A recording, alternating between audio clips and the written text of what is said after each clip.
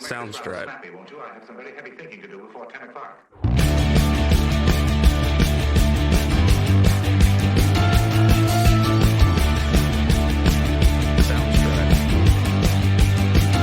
And we're rolling.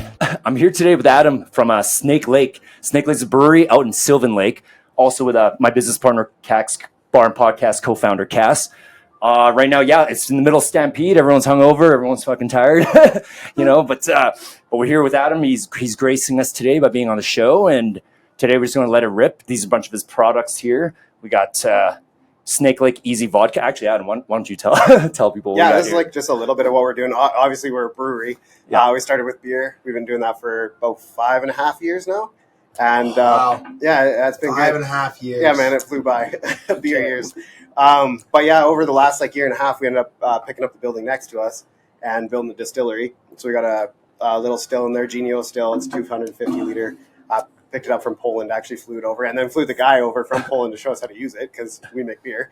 But yeah, it turned out really good. So now we can offer all sorts of really cool stuff. We got this wicked Saskatoon gin here. You got on the table our spicy dill pickle vodka, regular vodka. Obviously, you need a base vodka too. That funny story about this, man, we're jumping right into spirits. This is funny.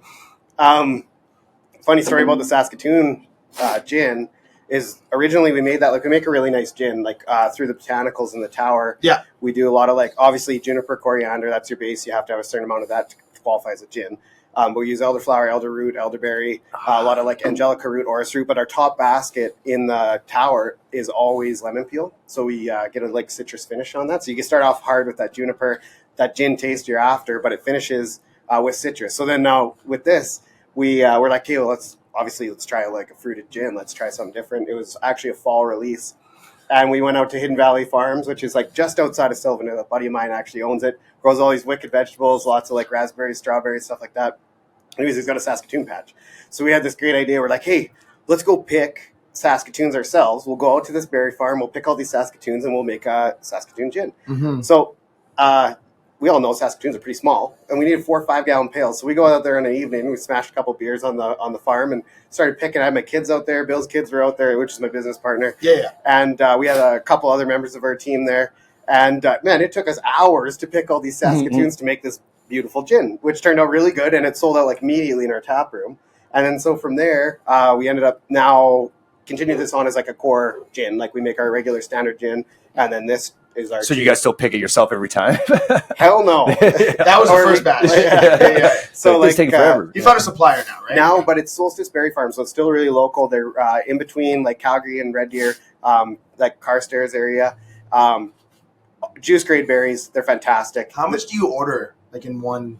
Lots, yeah. We got a walk-in freezer now we built, so we we always overstock on that stuff, so we make sure we're always got enough. Because running out of a fruit or any ingredient for that matter, whether it be beer or spirits, is that's I don't know. It doesn't feel very good. You're waiting on ingredients to show up so you can't make your product. And then your consistency would be gone, right? Yeah. Oh, hey, let's just use this slightly different product. Well, no, and that's the big thing. That's exactly. That's the same with beer. Hops.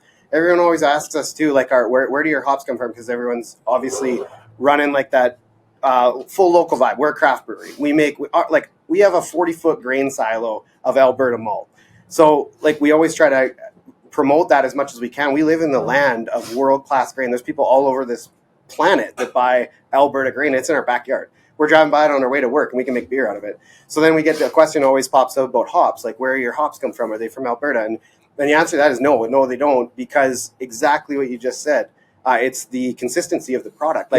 Hops, even if we bought, our hops come from Yakima Chief down in Washington.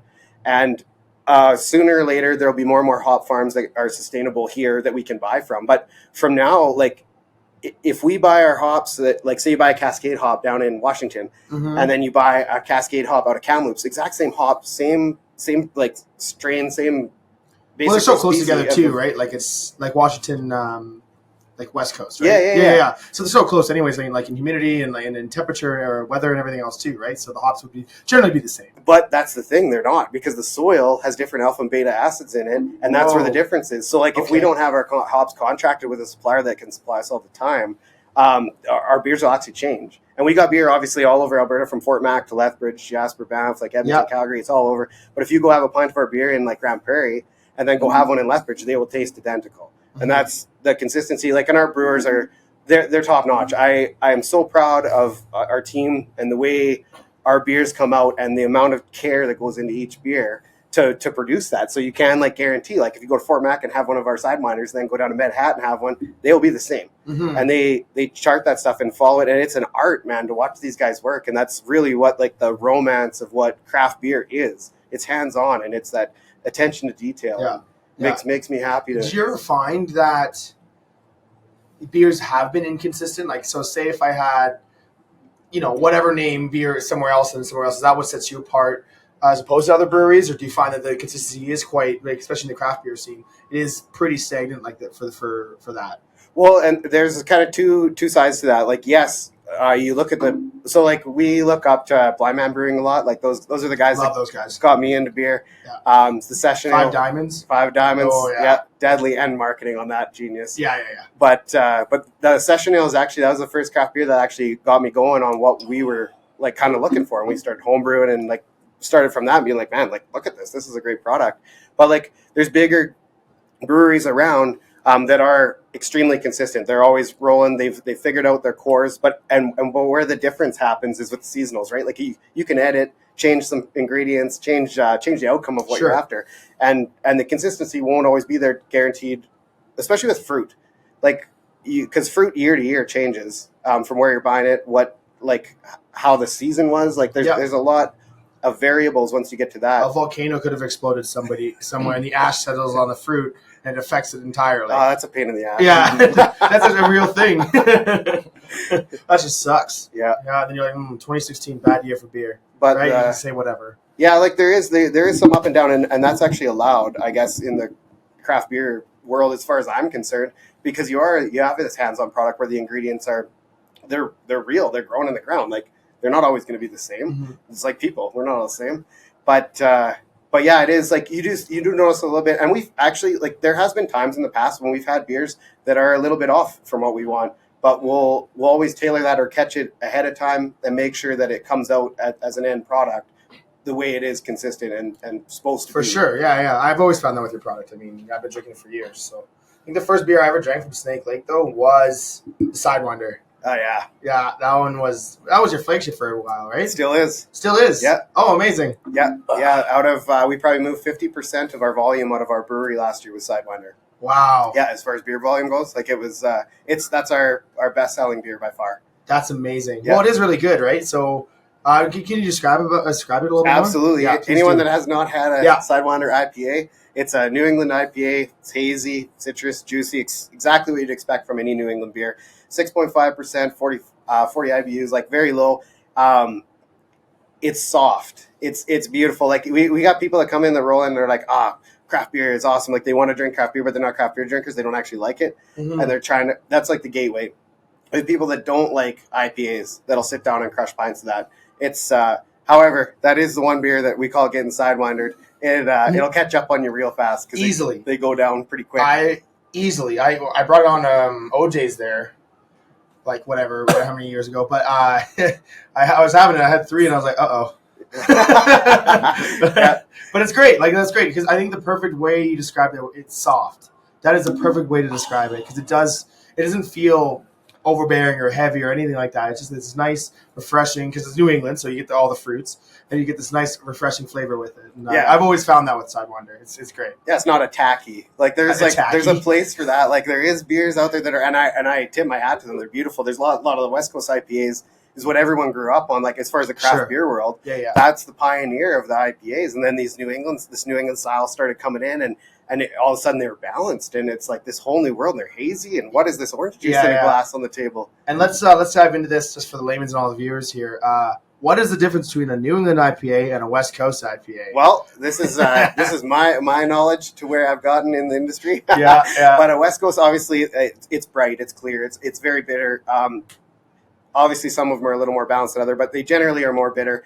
They've that was what started the whole IPA trend. So here's a fun fact about IPAs, actually. Okay. I don't know if it's a myth or not. I kind of might have an inkling, but here's the story when I tell people about IPAs. So when the British troops were fighting in India, they were obviously down there for a long time. They needed beer. So hops are a natural preservative. So what they started doing in Britain was packing these beers full of hops, right? Just packing them so they would survive the voyage, because the voyage was a while and you had to make sure the beer was good. 100%. So they started drinking these super bitter beers while they were down in India. So when they came back, they got used to these, and they're like asking everybody, can you make these India pale ales? And so that's where the style actually came from. But they're bitter. They've got that nice clear color. They're like the token of craft beer, of where it started, where it came from. It kind of like from the States, everything kind of comes through the west side and comes up through BC and then hits Alberta. And Alberta's exploded in like the last 3 to 5 years. And from where we started to where we are now is amazing. And I love it. Like every little town's going. There's tons of competition out there. Yeah. But then all of a sudden now these New England style pale ales pop up from the East Coast, or IPAs, either way. But they're balanced. So what they started doing in the process, or what we do, is hops. Like when you boil a hop, the more bitter it gets. The longer you boil it, the more bitterness you get out of it. So we're like a lake town. We like to make chill beers. We put a lot of late edition hops, and we don't over bitter anything. But the New England style has a really cool feature that came to be. It's called dry hopping. So what you do is you brew your beer, put the wort in the fermenter, get your yeast in there, get it conditioning. But then it's called dry hopping. You put in the hops cold. And when the hop's going cold, all you pull from it is the flavors and aromas. And hops are like an eternal palette of flavor and aroma. Like, so you put in all these hops in cold, and all of a sudden you start getting these like citrus notes, and you get these pine notes, and everything kind of like blows up. And when you pick up the glass, it like envelops your whole senses for what you're getting out of this beer. And that's like, that process like revolutionized everything. So then the New England style came, and then what we do actually on top of that with the New England style is we watch the attenuation of the yeast. So that's your sugars being converted to alcohol. Yeah. And we'll actually stop it at a certain point. So there is some residual sugars left in there. And what that is, like comparison-wise, you picture a black cup of coffee. Okay. It's bitter, right? Put a spoonful of sugar in that. It's the exact same bitterness, but you don't taste it because you've balanced it with the sugar. So by stopping that attenuation at a certain point, we hit our alcohol at 6.5%, and we left a little bit of residual sugars to combat those boil hops. Boom, you've got this beautiful balanced beer that anyone can drink, and that is a full-blown craft IPA. Wow. Yeah. That is crazy. And that's just where expertise and innovation really comes out of it. Like, how do we, all right, so we know the process, but how do we cut it? How do we make it different? How do we separate ourselves from everyone else? And that's what you did, and that's amazing to see that. And so when you put it in cold and you get citrus notes, like you're not adding, I always thought you would add citrus into it or something. No, that's like off our Sidewinder. Like when you breathe that in and you get all that like awesome orange smell, like the aroma that comes off of that, all the citrus, that is all hops. There's no fruit in that beer. And that's just cool. The combinations of, like, there's Simcoe, Citra, there's Mosaic in there. And as you combine hops too, they work together and create these flavor profiles together. So like the more combinations you add, the more like you can tailor your beer infinite. Like it's so cool, man. That is so cool. No, that's why it's a whole new world. And I mean, like, if you look at it, like, how many breweries are just in Calgary alone? Like 67? Oh man, yeah. Like it's probably more. I mean, you know what? My numbers are probably from 2 years ago when I started this project. We're like, let's keep local and everything else. And I mean, if you look at our taps here at CAX, like most of it is local. Even Bandit Peak is on there, right? Like and then they're Labatt, but they're still local. Oh yeah, they started. Yeah. Like I had beers with Colin in Canmore, sitting on the patio. He's a great guy. Like it's all where you start and where you go. Like there's no right or wrong way to do it, in my opinion. It's all a business, and the way we want to run your business is totally up to you. And I tip my hat to everyone for just prolonging, making it go. Like it's awesome, and to see it keep growing. And to see these cool new beers, because everyone's doing something different. And that's the cool part for me, is you go sit down in a tap room anywhere. Like I went for a motorcycle ride through Kananaskis on Monday. Okay. Stopped at Hard Knocks on my way back. Had a beer there, had their Vienna. Awesome. It's a great beer. And that's something like I don't have on tap. And it's fantastic. I love What's a Vienna? It's just like the malt bill. It's more of an amber. Okay. And really, it's a malt forward beer, but like it's good. It's a classic flavor. And like, one of my favorite for Oktoberfest, we do a Vienna lager. It's called Harvest, and that's my go-to for like a month and a half. But but this one's normally your go-to. This is the Irish Red Ale. The Marina, I love. It's simple. It gets the point across. It's beautiful in a glass. Yeah. We got these Belgian glasses at the brewery, and just sitting it just has this bar presence. It looks so nice. Yeah. And I'm a big fan of reds to start with. Before I got into craft beer. I drank Reds, and I don't know. That's it. It's nice because it's 4.8%. It's a little lighter. You can have a couple of them. It's not going to catch up with you right away. It's not like the Sidewinder. Not that I'm turning anybody off. No. But yeah, it's. But definitely try the Sidewinder. If you try in the lineup, you got to try the Sidewinder first. Then you can work your way through because it's. Yep. It's definitely something. A couple beers of ours to try for sure is the Kinnebik Pilsner. And that one, we actually got recognized out of Canada. We got gold out of the Canadian Brewing Awards 2 consecutive years. 2 years? Yeah, 2 years in a row. Wow. Awesome. Not the last year. We didn't win it last year. But yeah, we had 2 years in a row. We had that beer as number 1 out of Canada. And that's like, so to make that beer, for us, like when we built the brewery, we put a water treatment plant in. So we actually stripped 7,000 liters of water through reverse osmosis and then rebuild it back up to whatever like region the beer comes from. So that being a German style pils, we take the region's water profile, strip it, 7,000 liters of it through reverse osmosis, rebuild it back up with the calcium chloride, calcium sulfide, the pH level back into as if you turn on the tap in Germany and made the beer with their water. Like water is your biggest ingredient in beer by far. So if you're not editing like your water profiles, a lot of your beers will have the same underlying taste. Okay, follow up there. With the water profiles, like what dictates a water profile? Are you talking about like acids, pH levels, all that stuff? Yeah, basically, like water's different everywhere around the planet depending on what the soil is or what nutrients are available. And but we start with a blank slate on every one of our beers. Create a water profile. Water chemistry is huge. Like that's the beer nerd part of it. Like to take your water and create what you want to start with as your base, and then go from there. That's how every single one of our beers starts. And then from there, so that beer, like we created, now we get this.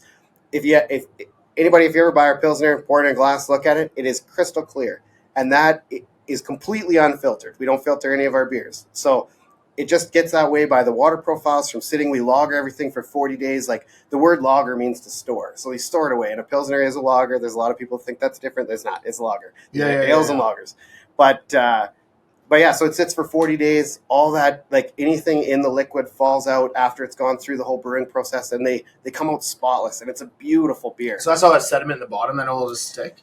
Well, that's what it does in the tank. So as it sits in the tank for that 40 days, gravity just naturally pulls all that debris out, and then it sits in the cone, like the fermenters are conicals. Yeah. So and then we have a standpipe that goes up and grabs the clear beer at that point and runs it through, and we put it in the bright tank before we carbonate it. And then after transfer, we let it sit a little bit longer, but they're spotless, and that's unfiltered. Like we don't filter anything going through our brewery to this day.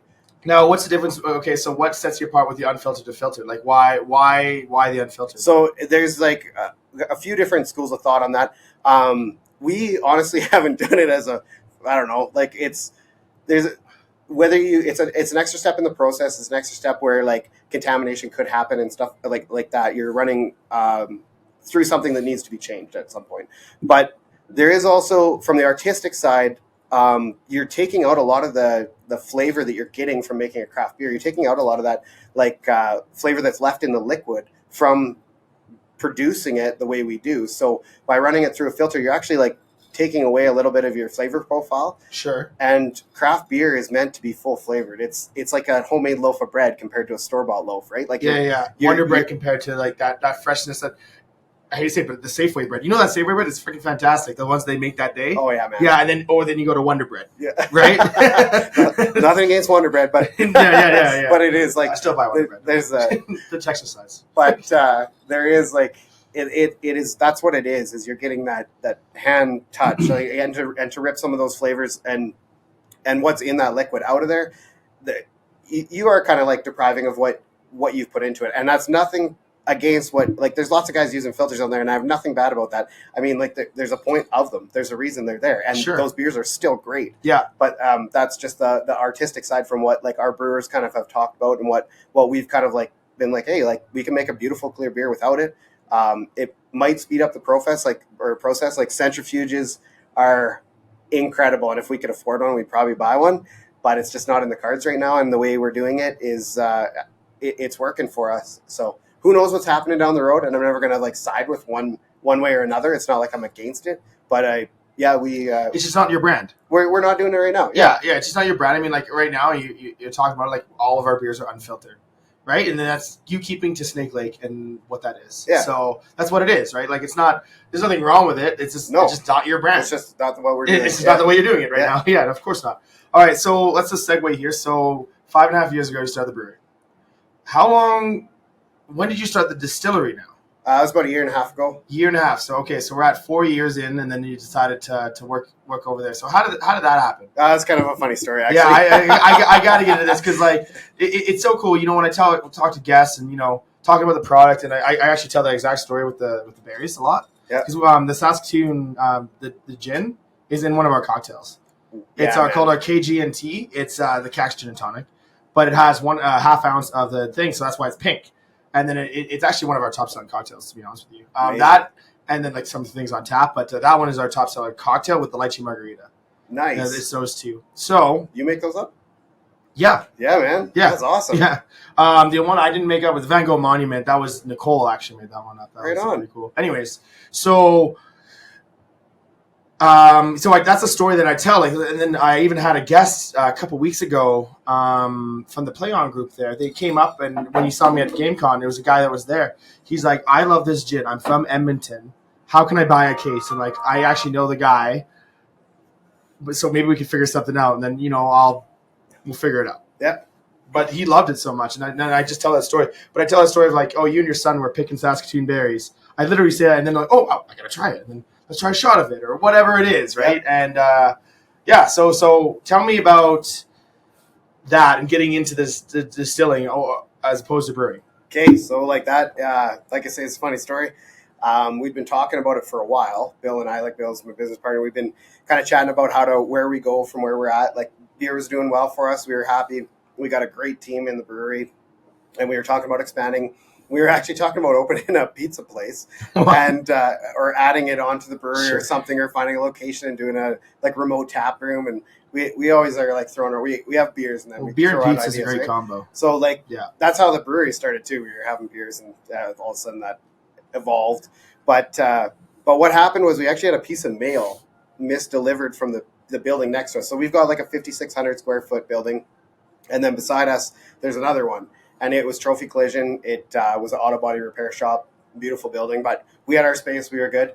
And we had a piece of mail misdelivered for them. So Bill walked over and returned the mail and said, "Hey, like," and they made the comment. They're like, "Oh, I guess this won't happen when you buy our space." And so Bill immediately is like, "Well, how much do you want for it? Like, we're looking to expand. Like, give us a number." So they took their time and came back to us, and next thing you know, we ended up with that building, knocked the fence down in between. We got a nice, beautiful acre now, and one building's our distillery and packaging side of the brewery, and the other side is brewing and fermentation. So we've actually got our brewery, like we got a 35-hack brew house set up with our fermenters, beautiful tap room. It's all timber frame. We got a stage for live music, nice patio back there. And then the next building over is actually where our bright tanks are. So we've got our 5 brights set up in there, and then the beer gets transferred to that building, carbonated, goes through. But so that it all worked well with the brewery, but we got this building, and the original intent was for the distillery. So we picked up this building, built a bomb room basically, because like you gotta have 4-hour firewalls, fire suppression, you gotta have like shutter door that fire safety is massive in distilling. Yes. Yeah. 96.5% alcohol. Yeah. I get it. Yeah, so I got a funny joke later for you actually, but we'll get to that later. But yeah, so like we built this room. It was like $250,000 to build a room just to house the still. So we put that out. Like, yeah, man, like it's been like it's like a treadmill since we started. It feels like every time like we start to get going somewhere, we spend more money. But I mean, what's that like, dude? But you know what? I do know what it's like. It's Wednesday afternoon. I'm sitting here with you guys having a beer. So I mean, life's all right. Yeah, you know what? Like it is, right? Like it's like these problems can be solved. There's always another way, and there's always some way to figure out. There's always a solution to every problem. And at the end of the day, like it's still your own thing, and you're doing it, with a team. Of course, you can't do it on your own, but like you're doing it, and you can actually do this. You can sit down, have a conversation, tell your story, and that's what it's all about. Like on a Wednesday afternoon. Yeah, exactly. Yeah. So we built that in. Like I say, got our still out of Poland. Flew the guy over to show us how to use it. We spent a couple days with him. Basically started running gin runs after that, and then we were really excited to get going on our hard lemonade, and we got the mules on the table here. We got like the lemonade that you got it on tap. but that's kind of like taken off throughout Alberta. This thing's super awesome right now. Well, you're over at Four Dogs too. Yeah, actually, I'm going there next. Yeah. So Four Dogs, have you been there? Like lots. Okay, so do you know the lemonade tap handle? Yeah. That's my dog. His name's Link. No, I knew that. Yeah. They told me. They told me. So he's like, so we got that on with them. He put my golden retriever Link on that, so it's Link's lemonade. Yeah. So I'm gonna pop over there and have a lemonade with them after. But yeah, no, it's like it's gone through the province really well. We started doing it in 12 packs. People are picking it up everywhere for long weekends and stuff. And that lemonade is so freaking cool. So like, I'm beer through and through. We've made beer. We love beer. I'm passionate about beer. I can tell you 100%. That's what we wanted to do. Now we make this lemonade. We made it originally as a non-alcoholic lemonade. It was on tap for anyone that wanted a non-alc drink because we don't do non-alc beers. Not by choice. It's just an expensive process we haven't got into yet. But the lemonade, we entered it in the non-alc. Sorry? I didn't say that. Oh, sorry. I thought you were we entered it in the non-alc category of the Alberta Beer Awards, and we won gold as a non-alc. So then when we started producing vodka, we were like, you know what? We should probably bring this up to 5%. And it took off. It went so well. And it's a recipe we make from scratch. It's a real, like there's real lemon in there. Like it's a craft lemonade. It's not like a lot of RTDs everyone kind of shoves to the side, but there is a lot of effort that goes into this lemonade. Yeah. And then we bring it up to 5% with our vodka. And it's delicious, and it's lightly carbonated, and it's just refreshing. It's not super sugary. So actually, it's really low on sugar comparatively. I mean, RTDs are my top seller. Yeah, that's what it is. Yeah, man. Like it's light and refreshing. It's light and refreshing, and I think it changes in the winter, but like in the summer, number one. Yeah, 100%. Well, and we saw the volume catch up immediately to like not quite Sidewinder, but like to way more than we were expecting. Like it did really well. It was a nice offshoot. So to like see that demographic of people still interested in something that's local but a completely different aspect of the beverage world, it's really cool. Like it's innovative. Yeah, like it doesn't matter what you're drinking. People are really interested in local, and they're interested in quality, and they'll pay a little bit more for it. Like we still can't produce for like the same price as the big guys. There's no way. We got a small facility, but but people understand that, and you're getting something really good, low sugar. It's not super sweet when you drink it. It's like in hot weather, it just tastes like a pitcher of lemonade, right? Well, and I got a secret idea for you. It's a secret collab that we've already kind of done behind you. But we have the Cold Garden Iced Tea RTD on tap, and what we've done is only a few guests have kind of suggested it, and it kind of just took off a little bit, and we were selling them like crazy one day, was the vodka lemonade with the iced tea to make an Arnold Palmer. Yes, sir. And it was awesome. Like it was awesome because you get your sweetness and your sourness on the lemonade, and then you have the iced tea, which is that stable taste, right? And we just mixed the two, and it ended up working. Oh man, yes. So maybe someday in the future you can talk to him. I don't know, but it was pretty cool. That would be wicked. Well, we did talk to Trouble Monk about that, like because they got really? Trouble Tea. Yeah, and they said no. I'm just trying to get worlds colliding here. So you never know. It'll be worth checking out, though. We're pretty proud of it, and I'm happy with how things are going. Oh no, that's great. So I know we talked about this before, and I kind of want to know a little bit more about your story and how it all started, because you were a heavy duty mechanic before. Yes. Yeah. Heavy duty mechanic. Small town guy, loves hunting. Like, absolutely, has a big beard. Like, this is Adam. And how about like that risk going out on your own like that? Like, how did that happen, and like how did that make you feel? Oh man, so like when like you say, I was a heavy duty mechanic. I did that for 14 years in the oil field, working for natural gas and compression, working on those great big like V12 twin turbo, like 7,042 cubic inch engines. Did that for 14 years. And 14 years? Yeah, had a couple kids. I got my daughter's actually turning 10 tomorrow. Congrats. And my son turned 8 a couple months ago. But I was trying to get out of the oil field rush because, I mean, the money's great. Everything we were doing was awesome. I had a great camaraderie with my team, my other mechanics that I was working with. But the hours, like I was out there, there's many times I was out there at 2 a.m. in the freezing cold. Actually, that's how I met Bill, my business partner. I was out. I just found out we were having a baby. My wife found out she was pregnant. We weren't telling anyone. It was like new. And we weren't telling our parents. We weren't telling my sister, nobody.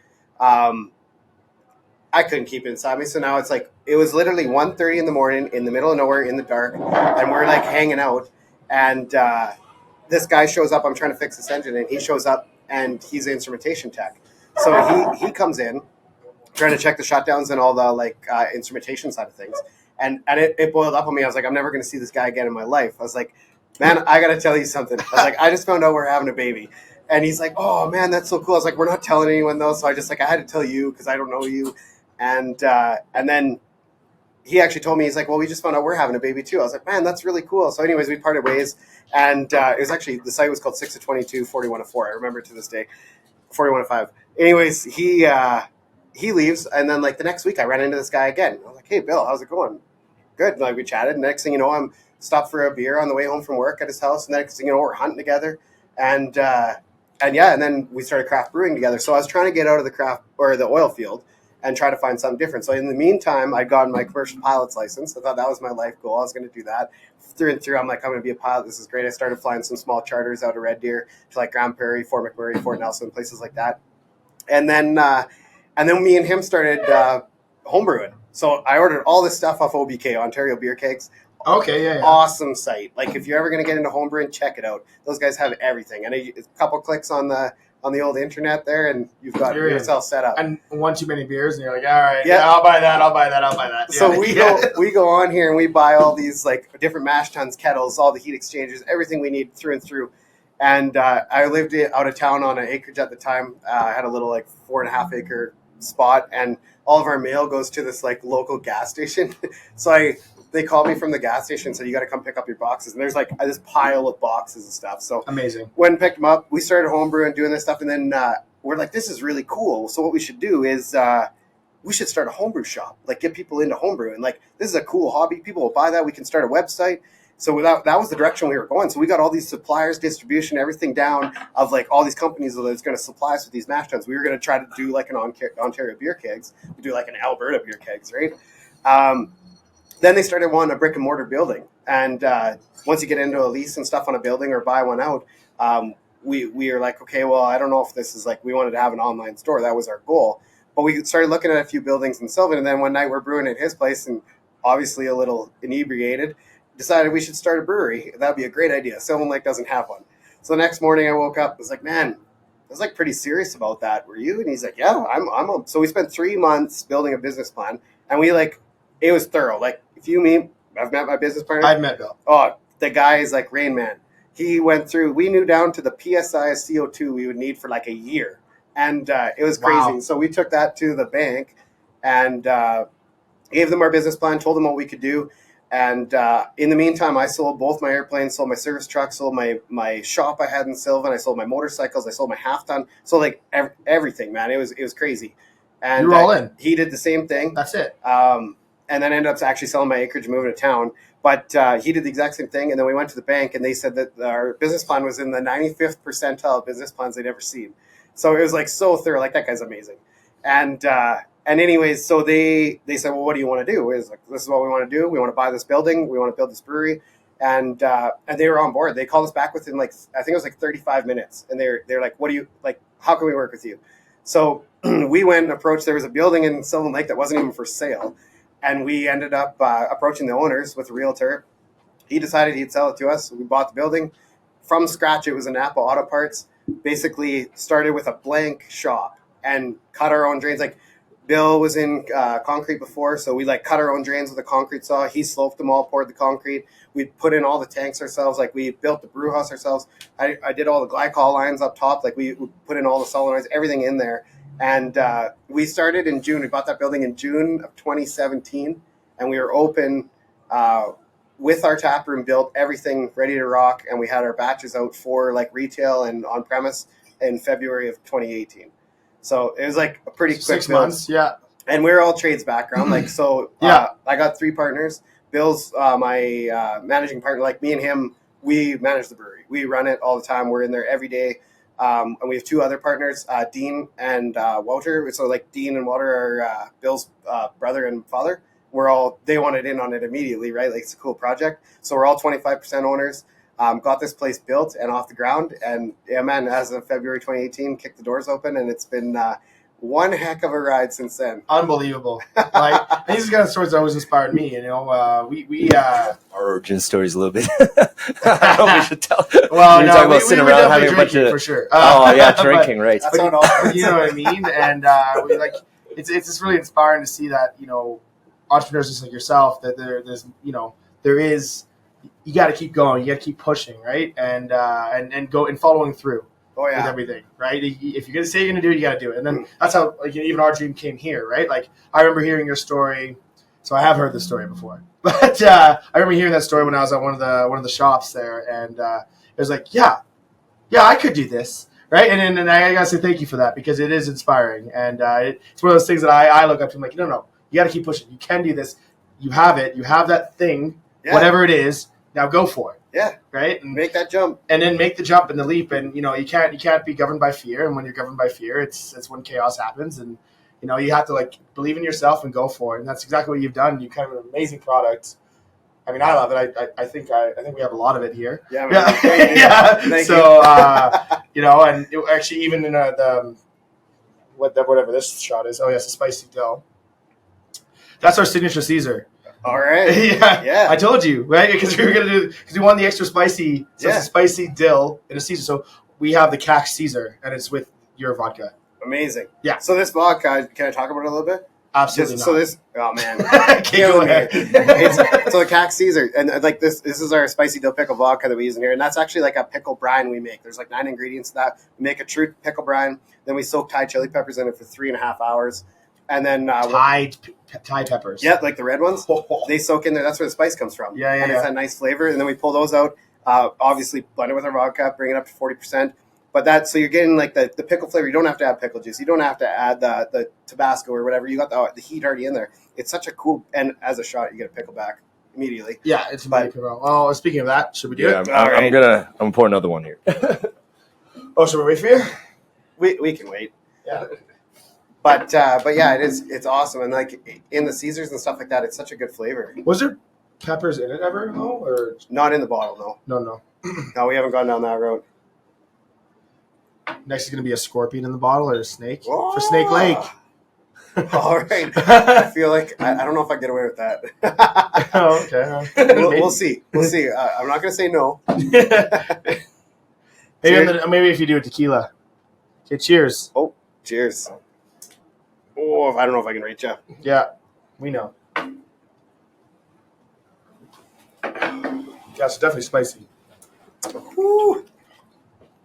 Yeah, but that was one of I think that was our second. We did peach first, and then this one, and then did the espresso, the Easy Perk. Yeah. And that's with like Doe's Coffee out of Red Deer. They're a roastery in Red Deer, so we buy all their beans, cold brew it. That's how actually our ice cutter. If you've ever had that beer, the vanilla latte stout.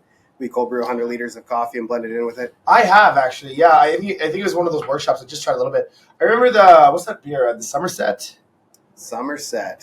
Like it's a citrus beer.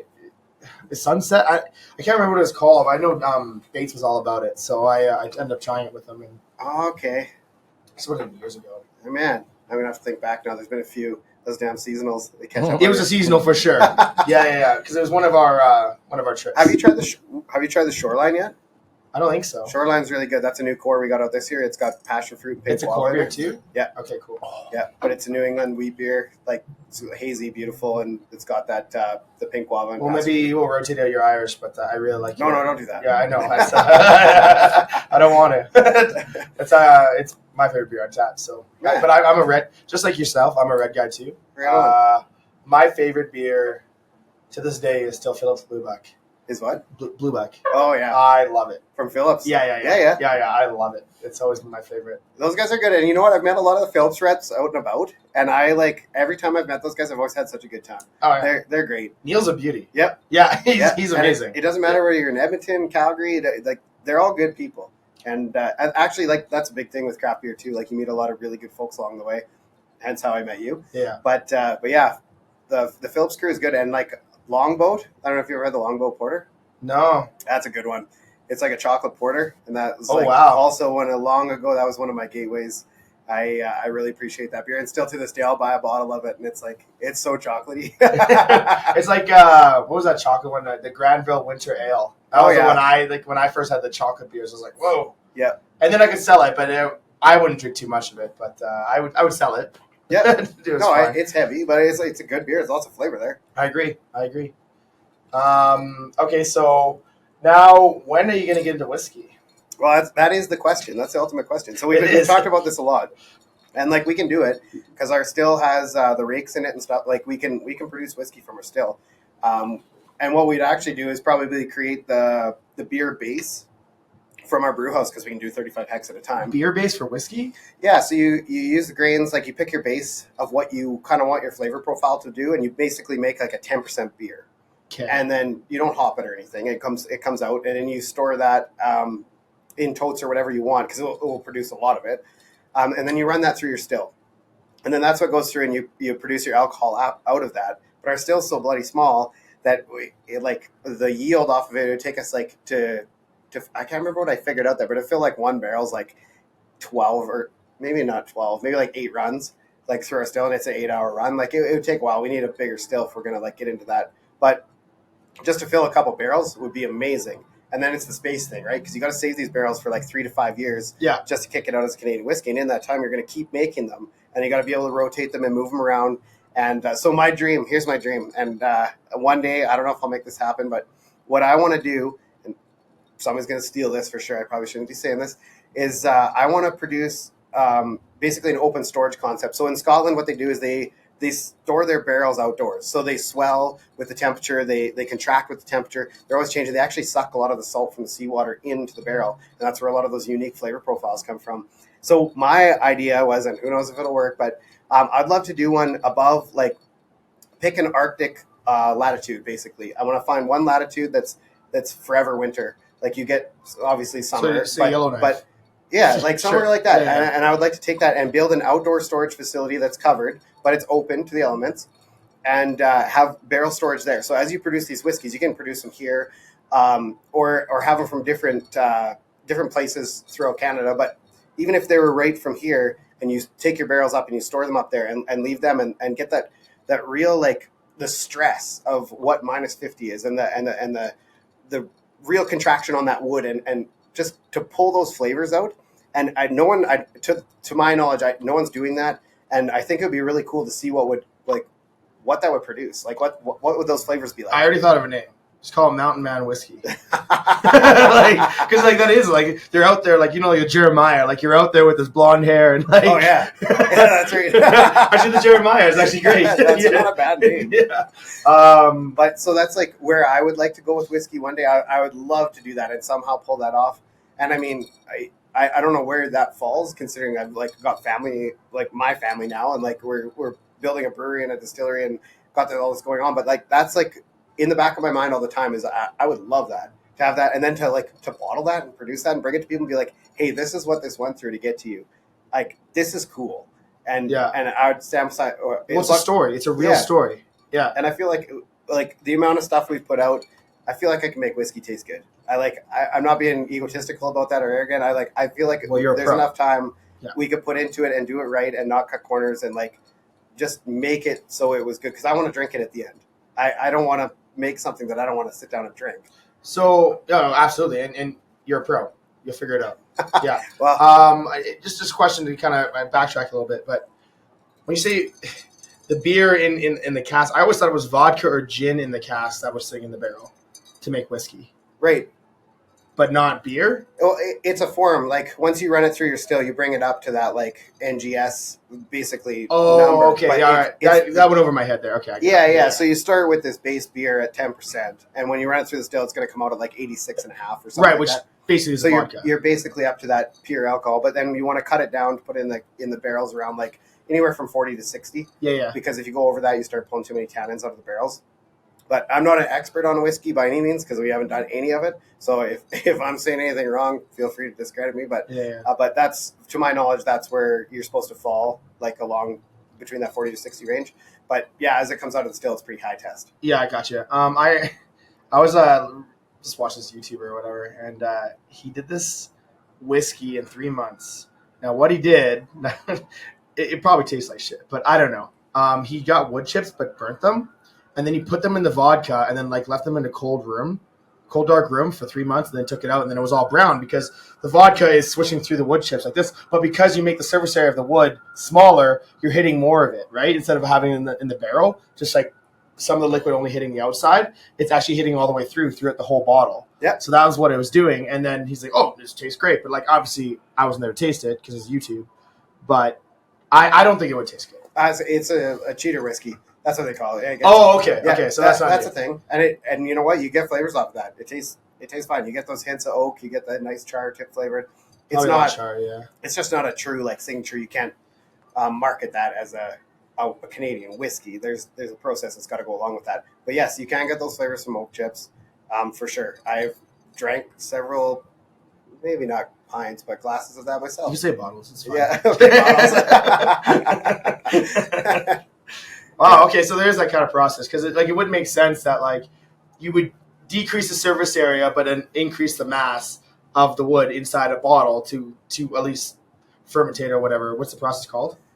Like just taking those flavors out? Yeah. Like yeah. So if the like, vodka was in wood, like because it's like is it osmosis through the wood or is it like? Yeah, it's just because as it's touching it, it's slowly pulling that alcohol pulls the flavor out of the oak and the char and like. Oh, it pulls it out. Also, it was going into it and then coming out. Yeah, but you rotate your barrels as you go through the process, like through the timeline of maturing your whiskey. You're going to rotate barrels and move them because you want the different areas, like because you always have like a dead spot, right? Yeah. Like, so you want to make sure that's always moving, and then you lose your angel share and you're good to go. Sweet. I'm excited to, if you did something like that, that'd be pretty cool. Like that's really cool because it is different. Well, and I always thought it'd be cool to like make one barrel, right? Even if it wasn't for sale, I always thought it'd be cool to make one barrel whiskey just as like my family barrel. And then I have this Nachbaur family barrel whiskey. And then when my kid turns 18, I'll pour a bottle off and give it to him. And when my daughter gets married, I'll pour a bottle for them. And like we have this family barrel that like when you graduate, like all this stuff. Well, if you approve the husband. Yeah, that's going to be tough. Yeah, right? yeah. Freaking daughters. Oh my gosh, yeah, mine's turning a year in 2 weeks. Yeah, man, that's crazy. Yeah. Congratulations. Oh, thanks. Yeah, well, at least 10 tomorrow. Yeah, so they're literally 10 years apart. Yeah, but it's pretty cool. She's walking and running and talking. Oh, man. But like talking in a way where, like she says up, hi dada, hi. Yeah. Like things like that. I'm not like really talking. But that makes you feel so good. It's the best. Yeah. It's the best feeling. Like even today leaving, she's just like, because she hasn't seen me a lot last Stampede, so then I get the hug. And I'm like, you know the hug. Yeah. Yeah, it's awesome. Yeah. It's an awesome feeling. The world just kind of stops for a minute. 100%. Yeah, but it's right. But then her future husband better be a nice guy. Oh, yeah. Yeah. Yeah, that sucks. Yeah. I'm not looking forward to weeding those guys out. When she's 10. So 4 more years, man. I know. We'll figure it out. Anyways. Oh, everything's really great. It was actually funny. Like she was probably like 7, and she could give a better brewery tour of our entire facility than a lot of people could. What? She'd walk you through and tell you what the mash tun was, what the kettle did, walk you through the fermenters. She was awesome. And I wanted to like film it and put it on like social media or whatever, but I never did because it's my daughter, right? I don't want to market it. But it was really cool to watch her like walk through and like tell people all about like we'd have relatives and company and everybody come to the brewery because it's like it's my everyday, but they come and it's really cool, right? Like it's all the stainless steel and this whole process. It's beer. It's Canada. Everybody likes beer. And then she would jump in and start telling everybody what the tanks were. And I was like, you go, Lily. Like, I love it. She was like, man, I bet you she was 5 and she was at school, like kindergarten at that point, maybe grade 1, telling the teachers about what the difference between a stout and a porter is. And like Aaron got a call from the one teacher and Aaron's like, oh yeah, no, we have a brewery. Like this is normal. She's not drinking. She just knows what it's about. But yeah, it's that's funny. This is like, what do you feed your daughter? Yeah, nothing. Like food. Yeah, exactly. Yeah. So now you said this story, I'm just picturing like a museum, like a chauffeur at a museum with a suit, and like this is the vat here, and this is how it works. Well, that's how she do too. That's hilarious. Like, well, she's already hired. Yeah. Exactly. That's hilarious. I just like, and then would the customers ever like ask like a hard question and she'd be able to answer it? I don't know. I never got that far, but But actually, you know what? She'd fake it till she makes it. Look at her dad. Yeah. Yo, Adam, like, so is your daughter like the coolest kid in school, man? Like, because like, you know, like other kids, like they're not giving brewery tours. You know what I mean? Like, Yeah, it's exactly. like, you know, like that confidence, you know, like interacting with adults and whatnot. And yeah, a couple years from now, definitely. Yeah. Like, it'll be. I was like, originally, I was gonna package like an entire batch of beer. I was like, once my kids hit like drinking age or like just under, you know, like when we all started maybe crushing the odd beer. What are you talking about? We were law-abiding citizens Yeah, here. that's right. We didn't start drinking until we Allegedly. were exactly 18 on the I top. was thinking about producing an entire batch of non-alc and then putting it on like labels on it as if it was, and then telling them, "Do not touch this beer. This is mine." And then hide it in the house, and then let them steal it. That's amazing. Yeah, I thought that'd be a great idea. Yeah. Joke's on you. Yeah. And then they come in wasted, and you're like, Like, "You're not oh, this wasted." beer is so great. Did you drive last night? And you're like, Yeah. they're like, "Oh, I'm so wasted right now." Yeah. How are you? Yeah. Yeah. Now that's a placebo effect. Yeah. Like that's legit Exactly. lying. Yo, Cass, are you gonna get like Cara to start learning all the bar business stuff like at an early age? I imagine so. I mean, like she's already running around here, right? Like Yeah. it's about exposure, but it's really if she wants to, right? I'm not going to ever force, but I'm sure she'll want to follow in our footsteps. Like me and Nicole have been in restaurants for our whole lives, right? So Yeah, Cara slaps me around already. she was here the other day, and she ran like she's been running since like 10 months, and she ran around here, and she walks that like window, and she was waving people, and she actually got guests. And now they're regulars. Right Like on. there's these two awesome ladies. They come here. They work right over there. Like we want to know what this whole place is about. And this baby was waving at us, and we came in, and then we ordered, and the food was amazing. and now they come here at least twice a week. And I will agree, the food is amazing. Yeah. Yeah. Oh yeah. What'd you have? The chicken sandwich, man. Oh Yeah, that's a staple. deadly. That's a signature. Yeah. So when he does something crazy with it too, because we have this signature sauce with smoked ketchup aioli, and how that happened is really cool because we just wrote it wrong on the menu. Like, and then chef, he's just so amazingly talented. He's like, oh, they want smoked ketchup aioli on the chicken sandwich. I guess I could do it. I guess I could add coleslaw and then it'd make it a little bit better. And he just threw it on there, and then it just like tastes amazing. And it was just because of a misprint from when Nicole wrote it. And now it's a signature. And now it's our signature. Yeah. Yeah, it's The like one of those accident funny took you stories. away. And like, how does it even happen? And then now it's actually our burger sauce. It's like it's everything. Accidents, man. Yeah. That's like how the best stuff happens. It seriously does. Yeah. Or the worst. Yes. Yeah, I've had a few of those. Oh, man. But there's a silver lining in everything, right? And yeah, that crispy chicken burger is definitely top. So my favorite is still the hot dog.